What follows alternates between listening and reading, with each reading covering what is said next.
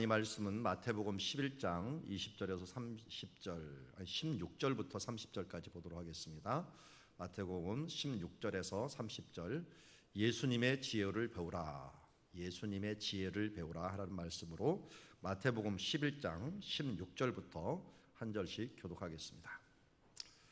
이 세대를 무엇으로 비유할까? 비유하건대 아이들이 장터에 앉아 제 동물을 불러 이르되 우리가 너희를 향하여 피리를 불어도 너희가 춤추지 않고 우리가 슬피 울어도 너희가 가슴을 치지 아니하였다 함과 같도다. 요한이 와서 먹지도 않고 마시지도 아니하매 그들이 말하기를 귀신이 들렸다 하더니 인자는 와서 먹고 마시매 말하기를 보라, 먹기를 탐하고 포도주를 즐기는 사람이요 세리와 죄인의 친구로다 하니 지혜는 그 행한 일로 인하여 옳다함을 얻느니라. 예수께서 권능을 가장 많이 행하신 고을들이 회개하지 아니하므로 그때 책망하시되 진저 고라시나 화 있을진저 벳세다야, 너에게 행한 모든 권능을 두로와 시돈에서 행하였더라면 그들이 벌써 베옷을 입고 새에 앉아 회개하였으리라. 내가 너에게 이르노니 심판날에 두로와 시돈이 너희보다 견디기 쉬우리라.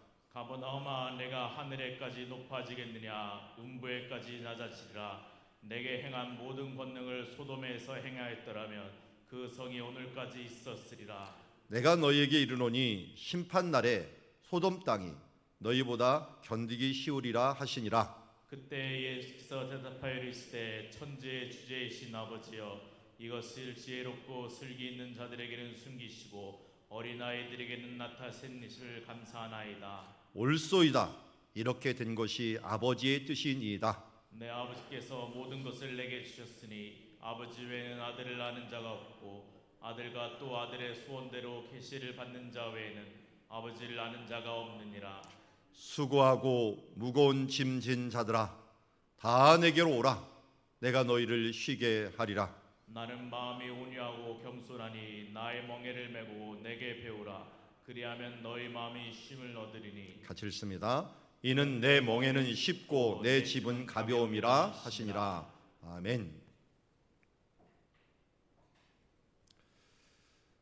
자, 예수님께서 세례 요한이 잡히셨다라고 하는 소식을 듣고 그 뒤에 이어서 이렇게 이야기를 합니다.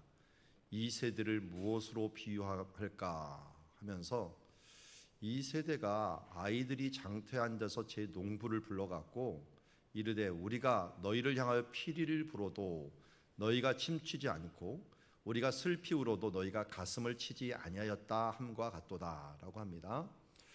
원래 아이들이 지금 무슨 놀이를 하냐면 장터에서 이 피리를 부는 이야기를 합니다. 이 피리를 분다고 하는 것은 춤을 추는 거죠. 피리를 불 테니까 춤을 춰라. 피리를 불면은 모두 춤을 추던가요? 코브라도 춤을 추더라고요. 그런데 춤을 추는 놀이가 있었겠죠. 그런데 또 슬피 우는 장면을 보면은 사람들이 뭐 하고 있냐면 가슴을 치면서 아이고 아이고 하는 그런 습관들이 이때도 뭐 지금이나 예나 있습니다. 그런데 반대 놀이를 한 거예요. 반대. 내가 피리를 불 테니까 가만히 있어라. 그리고 내가 슬피 막 울 테니까 가슴을 치지 말아라 하는 그 반대 놀이와 같은 모습들을 너희가 재현하고 있다라고 얘기하는 것입니다. 그러니까 요한이 와서 먹지도 않고 마시지도 아니하며 그들이 말하기를 귀신이 들렸다 하더니, 그러니까 요한이 와갖고 금식하면서 회개하라 천국이 가까웠느니라 하면서 세리하면서 사람들 했더니 말하기를 귀신이 들렸다고 얘기를 해요. 그런데 이제는 예수님이 와서 먹고 마시며 말하기를 보라, 먹기를 탐하고 포도주를 즐기는 사람이요 세리와 죄인의 친구로다. 자, 사람들은 자기 듣고 싶은 것만 듣고 말하고 싶은 것만 말하는 경향성이 굉장히 많습니다. 그러다 보니까 마음에 들지 않으면 어떻게든지 비난을 하고 어떻게든지 그 부분들에 대해서 방어막을 치려고 해요. 그래서 아무리 선한 일을 하더라도 그 선한 일을 갖다가 거꾸로 해석하는 때가 있어요. 저도 어떨 때는 깜짝깜짝 놀라요. 아, 그렇게도 해석할 수 있겠구나. 예를 들어서 교회에서 어떤 분이 열심히 예배를 참석을 해요. 아침에도 뭐 새벽에도 열심히 참여를 해요. 그러면 뒤에서 누가 그럽니다. 저렇게 열심히 참여하는 이유가 뭐야? 그렇게 열심히 참여하면은 이게 사정이 있어갖고 참여하지 못하는 사람은 어떻게 되라고? 무슨 말이죠, 이 말이? 뭐가 이상해요, 논리가. 열심히 하는 것 갖고도 뭐라고 하고, 그럼 열심히 안 하면 뭘까요? 또 정죄를 해요. 저 사람은 왜 이렇게 열심히 안 하는 거야? 나는 이렇게 열심히 하는데. 이거 보니까 내가 열심히 못하는 사람은 너무 열심히 하는 사람 갖고서 뭐라고 그래요? 너무 설치는 거 아니야? 조금 적당히 해야지 라고 하는 사람이 있고, 또 내가 너무 열심히 하는 사람은 또 뒷사람 보고서 뭐라 그럽니까? 왜 열심히 안 해? 제가 어렸을 때 막 도망 다니면서 또 막 쫓아가면서 애들하고 막 놀잖아요. 막 뛰어다닐 때 부르는 노래가 있어요. 앞에 가는 사람 도둑놈, 뒤에 가는 사람 경찰, 이렇게 얘기해요. 그런데 반대로 내가 쫓기가 되잖아요. 그럼 무슨 노래 할까요? 앞에 가는 사람 시민, 뒤에 가는 사람 강도, 이렇게 하면서 거꾸로 또 해석을 합니다. 아이들도 자기 입장에 맞춰 갖고 이렇게 거꾸로 해석을 해요. 그러니까 이 진리가 뭐냐, 지혜가 뭐냐 하는 게 너무나도 혼동이 돼요. 이렇게 말하면 이거 같고, 저렇게 말하면 저렇게 같고, 사람들이 이게 법조계들 사람들 말하는, 정치인들 말하는 사람들 또 이게 말하면 이게 그런 것 같아요. 그런데 예수님께서 기준을 얘기를 해요. 기준을. 지혜는 그 행한 일로 인하여 옳다함을 얻느니라. 그 행한 일이라고 하는 것은 다른 말로 마태복음 6장에 보면 열매로 알리라. 열매로 알리라라고 하는데, 거짓 선지자냐 아니냐는 그 열매로 알리라라고 얘기합니다. 당장 지혜를 모를 때가 있어요. 이게 진짜 바른 길이야, 틀린 길이야 모를 때가 있어요. 때로는 정말 답답해요. 저도 목회자면서 해석의 문제에 뭔가 한계를 부딪힐 때가 있어요. 이 문제를 어떻게 해석해야 되는가? 성도들 가운데 일어난 일들이라든지 교회에서 일어난 일, 또 내게 일어난 일들을 갖다가 해석했는데 성경을 아무리 봐도 이게 잘 이렇게도 해석할 수 있고 저렇게도 해석할 수 있고, 또 함부로 말했다간 이거는 굉장히 사람들한테 상처를 줄 것 같고, 욥이 그런 상황이었어요. 욥이 이거를 어떻게 이 해석을 해줘야 되느냐. 권선징악의 논리에는 얘가 분명히 뭔가 죄를 진 것 같아. 그래서 친구들은 너 숨겨놓은 죄 있지, 빨리 회개해, 이렇게 얘기를 해요. 그런데 욥의 입장에서 내가 아무리 주님 앞에 돌아봐도, 물론 연약하긴 하더라도 이렇게 하나님 앞에 응답받지 못할, 그러니까 욥이 제일 힘들었던 것은 예수님이 제일 힘들었던 거하고 똑같아요. 여러분, 예수님이 제일 힘들었던 사실이 뭘 것 같습니까? 여러분들 가운데 제일 힘들게 하는 상황이 어떤 상황 같아요? 모르겠어요. 저는 그럴 때가 있더라고요. 부부간에가 대화가 잘 통하다가 갑자기 대화가 막혀갖고 이 단절이 되었을 때, 아니 친한 친구하고 대화를 잘하고 있다 갑자기 단절이 돼버린 거예요. 뭔가 문제가 있어서 이게 정말 말할 수 없는 단절이 딱 돼버렸어요. 그러면 어마어마하게 답답하더라고요. 그냥 어차피 뭐 돼도 되는 사람 안 돼도 되는 사람 별로 문제가 되질 않아요. 그래서 그런 상황을 참 견디기가 힘들어요. 예수님도 제일 힘든 게 뭐냐면 아침마다 하나님과 함께 교제를 했어요. 아버지 하나님과 새벽마다 나가서 기도를 했어요. 그러면서 교제를 했는데 겟세마네 동산부터 시작해갖고 십자가에 달릴 때까지 하나님이 한 번도 돌아보지 않는 거예요.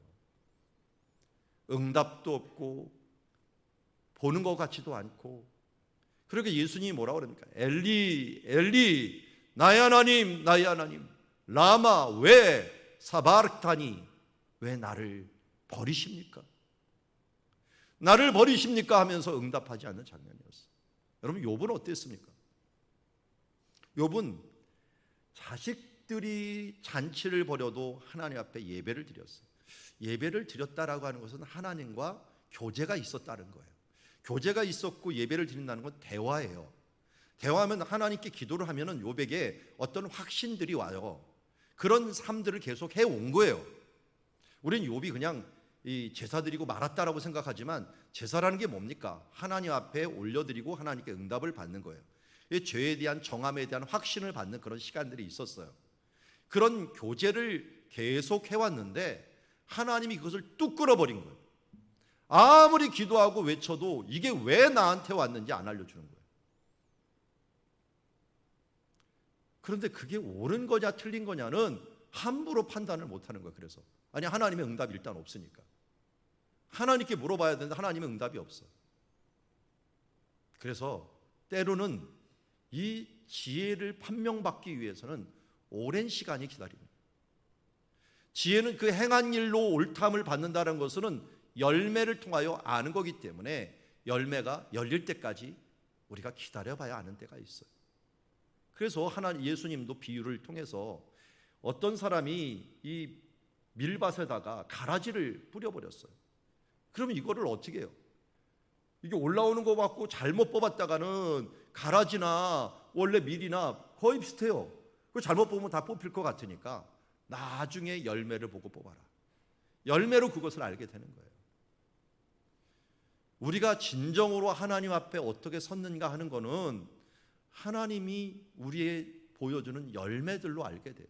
때로는 이 세상에서 맺혀지는 열매들이 있어요. 그게 자녀로 나타날 때도 있고 우리들의 인격으로 나타날 때도 있고 우리의 삶으로 나타날 때도 있어요. 그렇지만 안 나타날 수도 있어요. 많은 부분들로 또 안 나타나요. 하늘에 가서 그것을 판단받아야 될 때도 있어요. 그렇지만 이것이 죽어서까지 안 나타나는 일은 없더라. 결국은 그가 심어놓은 것들은 언젠가 그 순간들을 그 행한 일도 인하여 옳다함을 받아요. 우리도 마찬가지잖아. 역사 중에서 일어난 인물들, 우리 이수신장을 어떻게 했습니까? 뭐 그렇다고 하지만 전쟁터에서 죽었잖아요. 힘들게 죽었잖아요.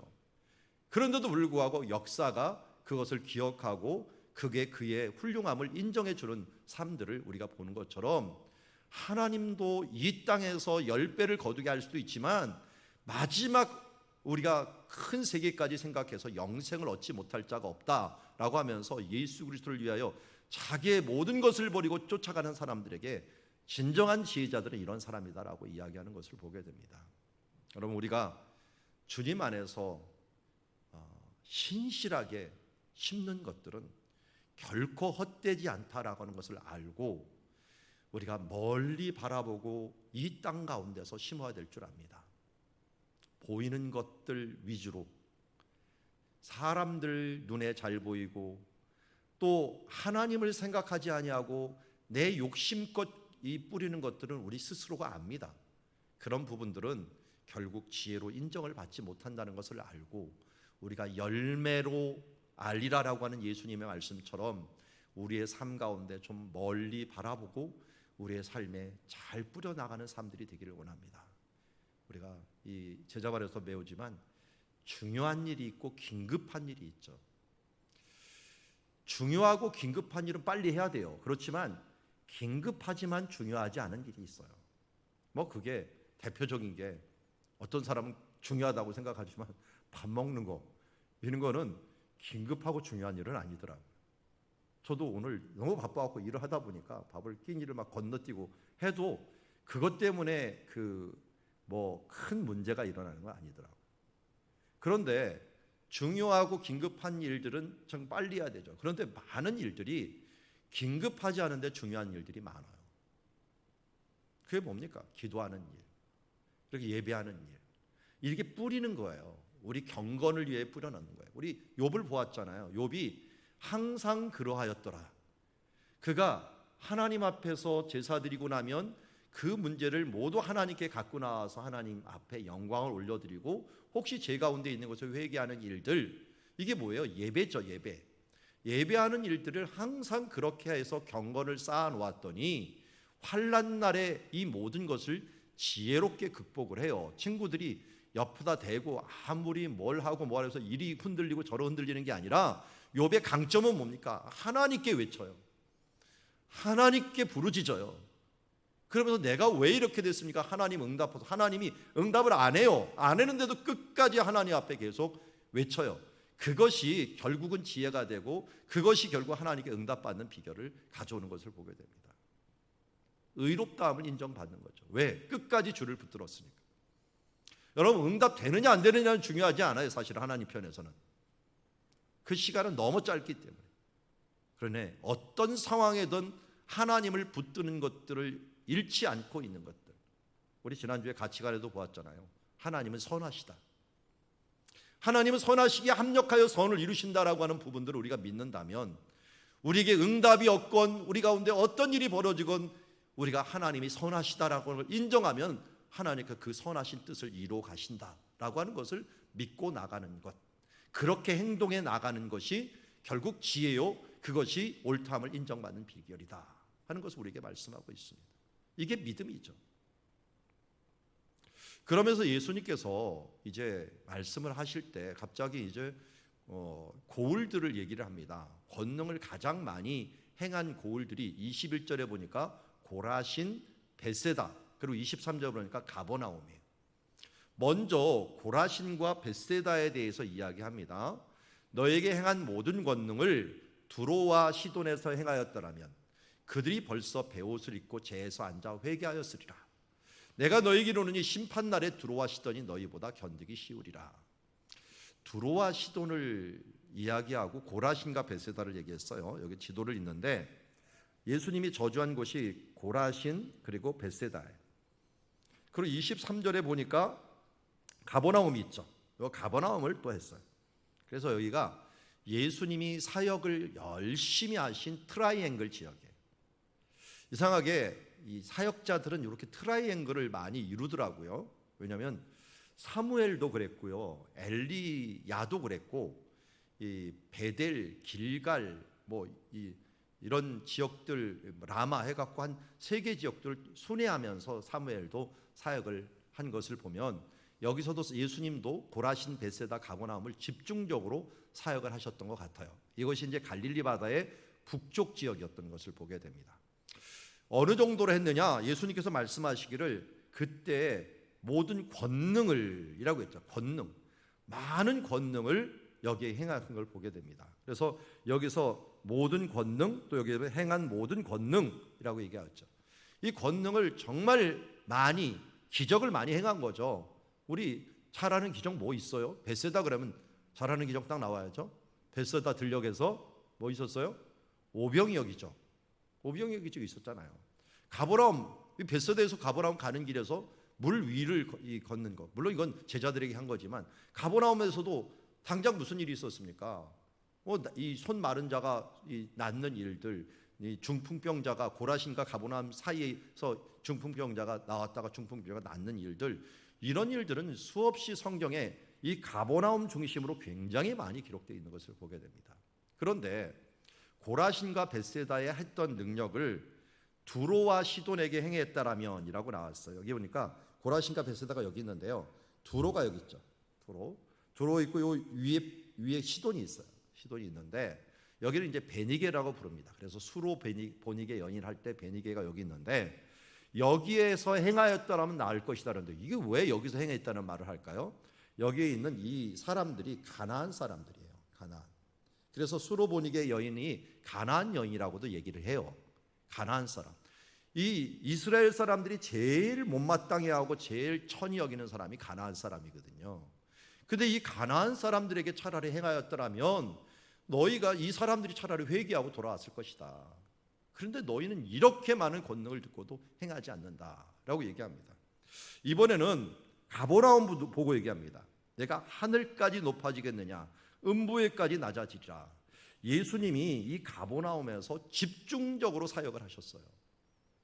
그러니까 이 가버나움의 이 소문이 어마어마하게 들었겠죠. 그래서 많은 사람들이 오는 그런 중풍병자가 낫기도 하고, 사람들이 중풍병자가 가져왔고 올 데가 없으니까 어떻게 위에를 뜯고서 지붕을 뜯고 내릴 정도로 정말 많은 병자들이 오고 많은 사람들이 오면서 가버나움이 유명해졌거든요. 높아졌어요. 그런데 너는 음부까지 낮아지리라. 내게 행한 권능을 소돔에게 행하였더라면 그 성이 오늘까지 있었을 것이다. 내가 너희에게 이르노니 심판날에 소돔 땅이 너희보다 견디기 쉬울 것이다. 자, 소돔은 어딜까요? 여기 가브람이 있는데 소돔은 이쪽으로 쭉 내려가면 소돔이 있어요. 자, 여기 보면 여기가 가브람이 있는데요. 여기 요단 계곡, 요단강을 따라 쭉 내려면 염해가 와요. 염해 사해가, 사해 끝으로 보면 염곡이 있습니다. 이 염곡이 있는 데가 소돔과 고모라죠. 염곡. 여기가 예전에 마을이 있었는데 그 마을이 어떻게 됐어요? 유황불로 다 불태워 버렸죠. 이게 우리 창세기 14장에 나오는 사건입니다. 14장이 아니라 17장에 나온 17장입니까? 19장입니까? 여기에 나오는 이 아브라함이 중보기도했고 또 롯의 아내가 소금 기둥이 되는 사건이 바로 여기서 일어났죠. 여기서 일어났는데 이 사건을 모르는 사람이 없어요. 너무 가까운 지역에서 일어났으니까요. 그런데 너희가 그렇게 될 것이다 라는 것이에요. 자, 여기서 우리는 뭘 지혜를 얘기하는 거야? 참된 지혜는 여기 회개에 있다는 거예요. 회개. 너희가 회개하지 아니하면 이라고 얘기했으니까 참된 지혜는 빨리 회개하는 거예요. 예수님께서도 또 이 비유로 말씀하셨죠. 내가 어떤 사람이 빚을 지고 있으면 빨리 가서 화해하고 그와 화친을 해라.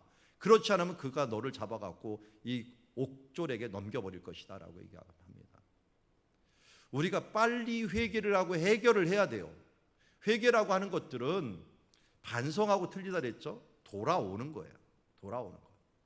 돌아와서 거기서 원점에서 새롭게 시작하는 게 회개입니다. 하나님 앞에 시작하는 거. 그래서 가룟 유다처럼 후회하고 돈 던져놓고 그냥 가갖고 목 졸라 죽는 게 아니고 이 베드로처럼 통곡을 하고 부끄럽고 정말 창피하지만 다시 제자들에게 돌아오고 예수님께 돌아오는 게 회개입니다.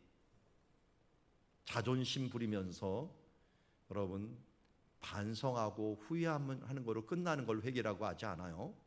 여기 있는 고라신과 벳세다, 가버나움들은 아마 예수님 말씀을 듣고 끄떡끄떡도 많이 했을 거예요. 그렇지만 회개하지 않았어요. 저 니느웨에 요나가 왔고 회개를 외쳤을 때 그들이 베옷을 입고 이 베옷을 찢고 개에 앉아갖고 회개했던 그 회개 운동으로 그들이 다시 일어나는 결과를 가져왔는데 차라리 말씀을 그렇게 많이 들은 사람들이 이런 일들을 발생하는 거예요. 여러분, 우리 대한민국이 이 위기에 지금 처해 있습니다. 교회도 너무 많고 말씀을 정말 너무 편만하게 들을 수 있고 누구든지 인터넷으로 또 유튜브로 들을 수 있는 그런 길들이 열려 있습니다. 그런데도 불구하고 그렇게 회개하실 뿐만 아니라 아예 모독을 하고 비방을 하는 문화들이 우리 가운데 가득 차 있는 모습을 보면서 이거는 고라신과 벳세다, 가버나움처럼 심판날에 다른 어떤 악한 국가 히로시마나 나가사키보다도 더 견디기 어려운 심판을 우리가 받을 수밖에 없는 그런 위기에 처해 있다는 것을 우리 잊지 말아야 됩니다. 하나님의 지혜는 들었을 때 빨리 책망을 들었을 때 빨리 돌아오는 것입니다. 내일 새벽에 주실 말씀 중에 하나가 디모데후서 3장인데 성경은 어떤 지혜가 있다고 합니까? 책망과 바르게 함, 이 교훈과 책망과 바르게 함과 의로 교육하기에 유익하다라고 하는 말씀을 주시잖아요. 그것처럼 우리가 하나님의 말씀을 붙잡는 것들, 이것은 우리가 회개까지 나가는 것들, 이게 참된 지혜다. 이게 온전케 하는 길이요, 이것이 예수 그리스도께서 우리에게 주시는 이 메시지다라고 할 수가 있습니다. 자, 이제는 25절부터 보면은 지혜에 대해서 또 얘기를 합니다. 천지의 주제이신 아버지여, 이것을 지혜롭고 슬기 있는 사람들에게는 숨기시고 차라리 어린 아이들에게는 나타냈다라고 합니다. 이게 뭘까요? 여기 보니까 올소이다, 이렇게 된 것은 아버지의 뜻입니다라고 하면서 내 아버지께서 모든 것을 내게 주셨으니 아버지 외에는 아들이 누구인지를 아는 자가 없고 또 아들과 또 아들의 소원대로 계시를 받은 자 외에는 아버지를 아는 자가 없노라. 오늘 우리 이 새벽에 배웠던 말씀 중에 하나님께서 우리에게 전도에 미련한 것으로, 우리 미련하게 보이는 그거예요. 이 사람들은 십자가가 미련하기 때문에 미련하게 보이는 그것으로 그들을 전도할 수밖에 없었다는 것입니다. 왜? 지혜롭고 슬기 있다고 하는 이 사람들이 이런 핑계 저런 핑계 대면서 회개하고 돌아오질 않아요. 그런데 어린아이와 같은 이들은 바로 이 말씀을 듣고 바로 회개하며 돌아오는 모습을 보면서 이들이 예수님께서 계시를 주면 그것을 아멘으로 받아들이면서 아버지를 알고 아들을 알고 그 앞에 나오게 되는데, 이런 핑계 저런 핑계 자기의 교만에 휩싸여 있는 사람들은 바로 이 지혜를 거절하게 됩니다. 그래서 오늘 11장 28절 진정한 지혜가 무언가라고 하는 것들을 저는 이것을 말했다고 봅니다. 너무나도 참 유명한 말씀이죠.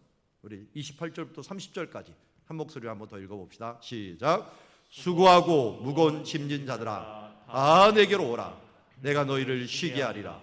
나는 마음이 온유하고 겸손하니 나의 멍에를 메고 내게 배우라.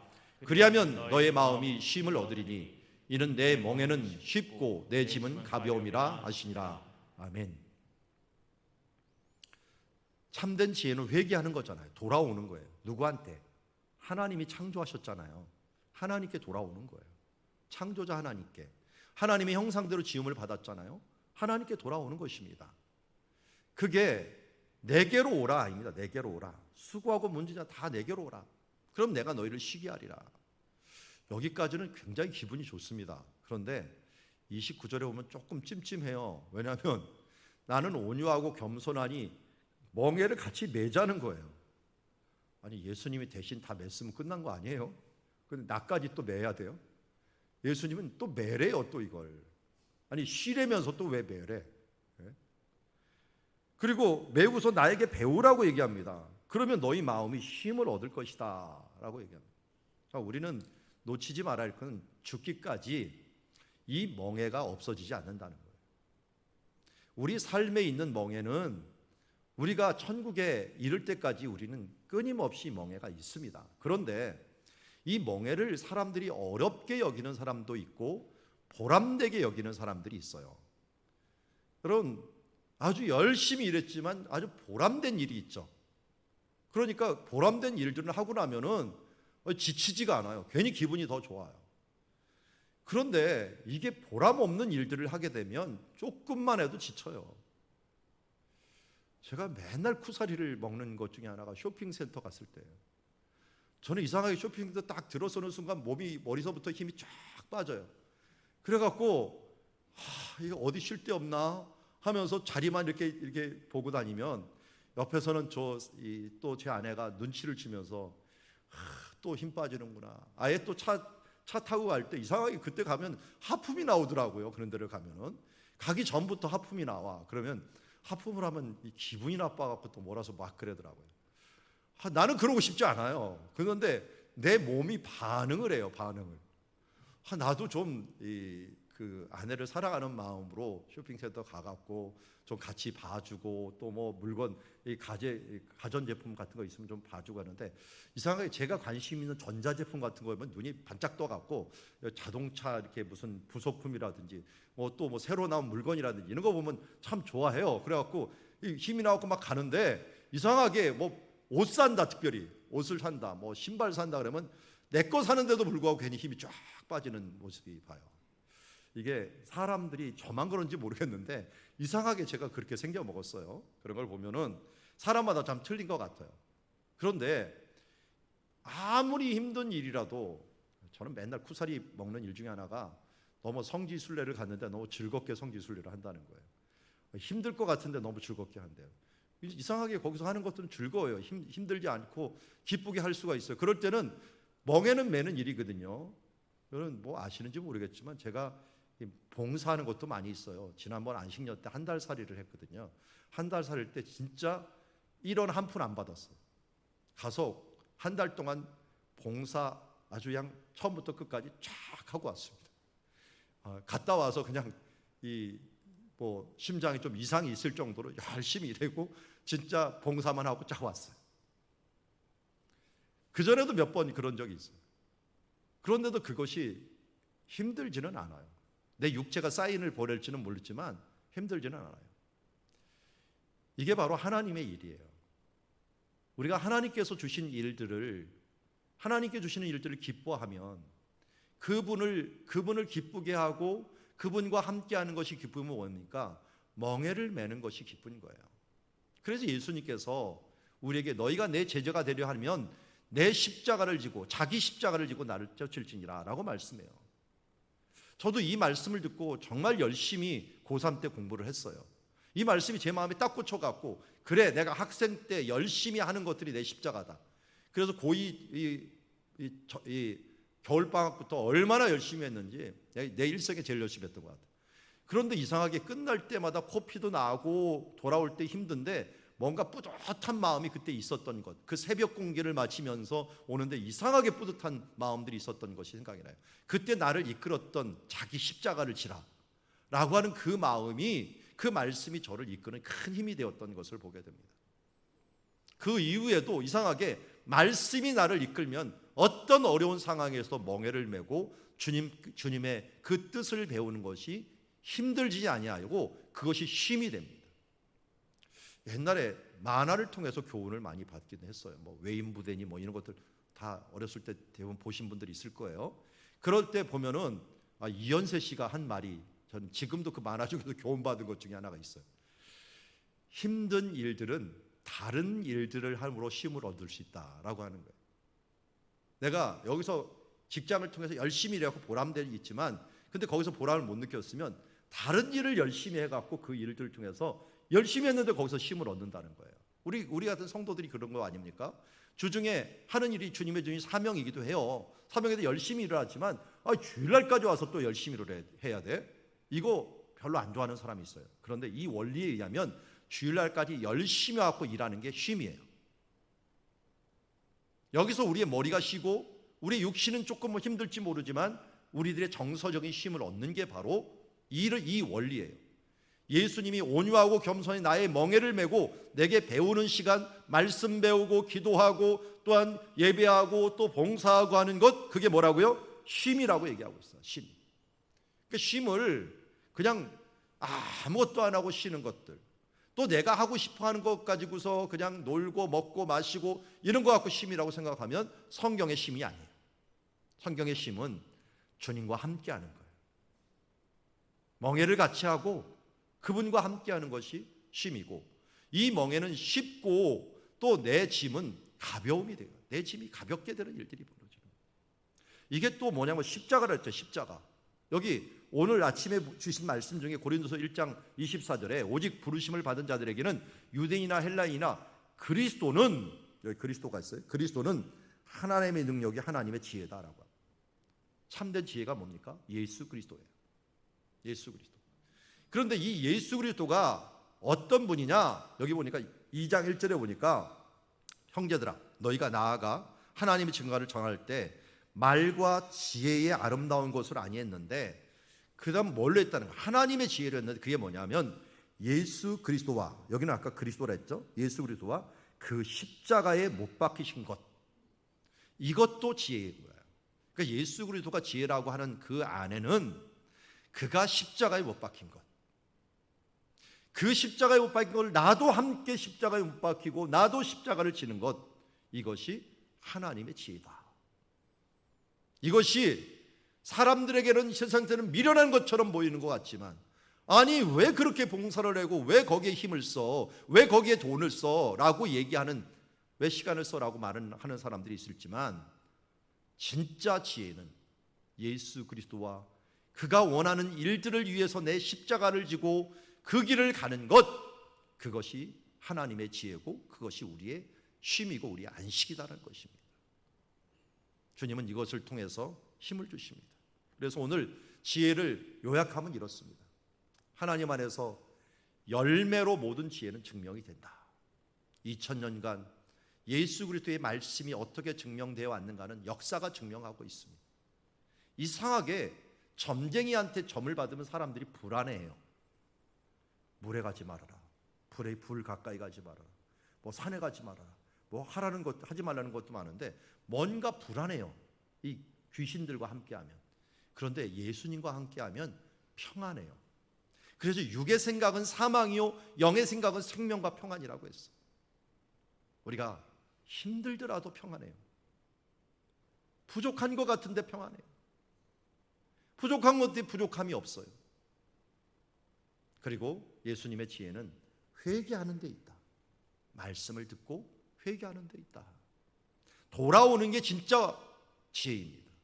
끝까지 뻗당기지 말고 하나님이 말씀하실 때 빨리빨리 돌아와야지 이 고라신과 벳세대와 이 가버나움과 같은 저주를 받지 않는다는 것입니다. 그리고 이제 마지막으로 예수 그리스도의 지혜는 십자가예요. 그러게 나도 십자가를 지고 주님의 뜻을 배우는 자가 되어야 될 줄 믿습니다. 기도하겠습니다. 하나님 아버지, 오늘 예수 그리스도의 지혜를 우리가 봅니다.